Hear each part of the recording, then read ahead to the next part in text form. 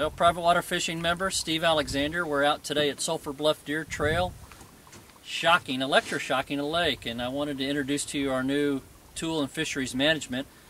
This is called an electroshock boat. The purpose of an electroshock boat is to put electricity in the water, which stuns the fish. The fish come to the top, and it's a good way to give a good analysis of what's going on under the water.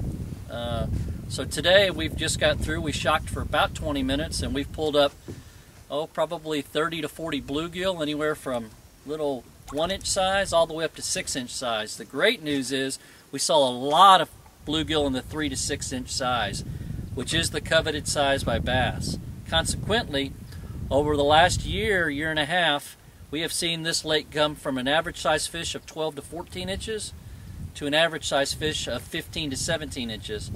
While 2 to 3 inches may not seem like a lot, that's actually a pound to a pound and a half on a fish. So that's exceptional growth. We've done that, first of all, by your help. We've harvested over 350 fish this year alone. Last year we harvested about 300 fish. We've also added tilapia to the lake. We've also fertilized the lake. But I kind of wanted to show you how this works. This here, the device you see hanging out at the front is the anodes that go into the water that create the electricity, or the arc in the water. Once the fish are stunned to the top, we take a long net like this and we dip the fish. No fish in there, but that's how we do it. And then we have a bucket here, actually a large bucket, that we actually place the fish in, and this is where we'll weigh and we'll measure the fish to determine their health.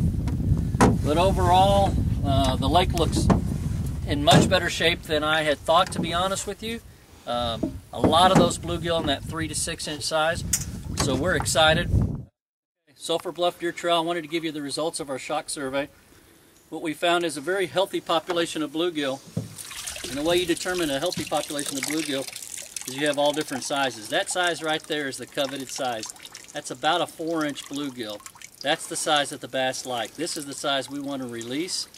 This size, believe it or not, is of spawning size. Anything 3 inches and larger will typically spawn. Bluegill spawn about every 28 days. That right there, guys, is a meal for a bass.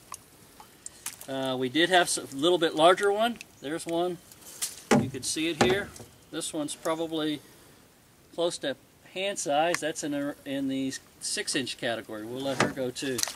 But we saw sizes all the way up to, here's one a little bit smaller. Again, that's the size class we're looking for. That's about 3 inches, 3 to 6 inches. So, as you can see, we actually pulled out 37 bluegill. All these are alive. They don't look like they're alive, but they're in they've been in our live well here. So we pulled out, I believe it was 37 bluegill. Put those back in. And in terms of our bass population, we actually caught 16 bass. The predominant size, this one here, was about a 12-inch fish, weighed right at a pound. Most average size fish was about 15 inches, which is what size that fish is. These will be going, as you can see, these are a little thin, but this is a heck of an improvement from where we were 2 years ago. Guys, I'm telling you, as big improvement as we've had in any lake. So we've gone from typically this size fish to this size fish. May not look like a lot, but that's a big difference in 2 years' time. So real impressed. It's a testimony to harvesting fish and putting food in the lake. Sulphur Bluff Deer Trail.